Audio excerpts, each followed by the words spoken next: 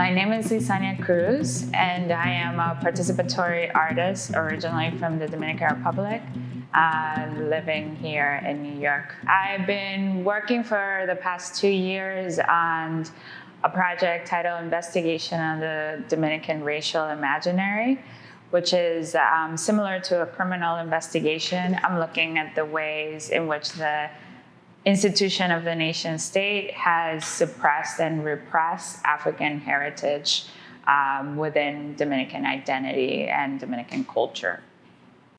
I think oftentimes we talk about these issues or oppressive systems from a place of thinking about how people react or the actions that they do. And throughout the show and throughout this work, I'm really trying to think of the ways that these systems have been inherited and like how it's been taught down from generations to generations. So, for instance, like looking at the construction of history and who is able to write the books, what is the knowledge that is shared and distributed, and what's the knowledge that is archived versus the knowledge that is like from the collective public sphere. My work usually takes place at the street level. For this show, most of the pieces in the gallery are part of the objects that I use for actions that happen at the street, like a series of hand-stamped posters on rice sack, which were part of Se Buscan Testigos in Santo Domingo and were posted in the north region of the island, specifically in the locations that reference these historical events. Participants were invited to answer via a WhatsApp number, and those responses were collected on an app that people could access through their phone at the gallery. Another example of this is the video documentation of the series of interviews I did on the streets in Washington Heights to Dominicans of the diaspora. We organized the show, but the way that you enter is through sort of like the office of the investigation. So there you could see the creation of like a desk that has paraphernalia on the research, but also has objects that I've used to do the different interventions, as well as I did an intervention on the newspaper, both in New York and in Santo Domingo. So you could see the ads that were placed in the newspaper as part of Se Buscan Testigos. And as well as for this project, I've been thinking about my different mind maps and I gather all the research that I've been using from different archives, national archives, as well as archives that people have submitted to the investigation, as well as different personal archives, like for instance, the archive of Frederica Lizardo. So the first images that you see when you enter are 2 images of Boca de Nigua, which is the first sugar mill that had a revolt of enslaved Black people, and also a photo of the sugar mill of Boca Chica, which is the sugar mill where my grandfather worked for 45 years and where I spent most of my childhood. So then as you enter into the space, you see more of like a photographic documentation of an action that I did in the Dominican Republic, where I asked people to identify themselves racially, but also to draw the border between Haiti and the Dominican Republic.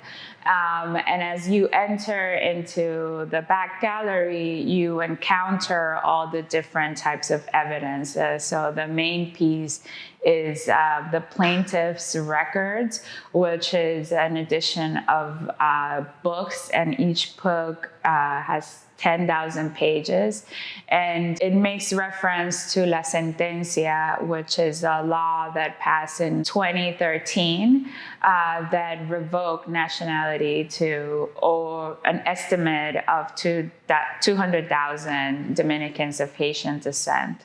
So each page in the book represents a birth certificate, and these become the records of the plaintiffs in the criminal investigation. Some of the books have a QR code where I've partnered with a movement organization in the Dominican Republic called Reconocido, as well as We Are All Dominican here in New York. And they've been working on different writing workshops and documenting the stories of the people that have been affected by this law. So as you walk through the installation, you could scan a QR code and read one of the stories of one of the person affected by this sentence. And in a similar way, I'm looking for civilian reviewers, which in the future could become a civilian reviewer to the trial and the evidence. So there's a series of 4 questions that go along with different pieces in the show. And then the questions range from how important is colonial history to our present day, or what is your sugar intake weekly. And then from those series of questions, as people respond, you're able to print out and see your qualification, as well as understand what answers you got right or wrong, and why, what are the different sort of bias that you bring into understanding the evidence and the work. I want people to come at this with an element of play, that there's and thinking that there's multiple ways of accessing this information.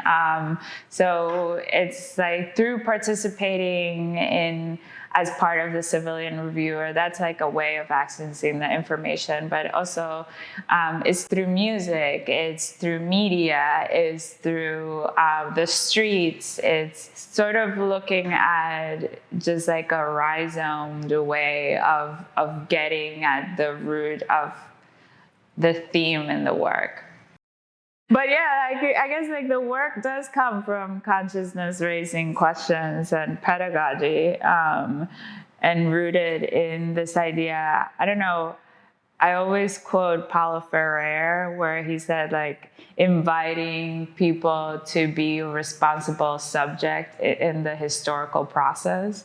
So it's how can you insert yourself in history and be a responsible subject within that history? Because to a certain extent, we are all subjects in this history, and it's the different ways that we engage within our own history, the geopolitical history, thinking about ways that we could both create a more comprehensive archive of how these different systems have been ingrained is a big part of why I'm thinking of it from an archival perspective, why people are at the center always of the work.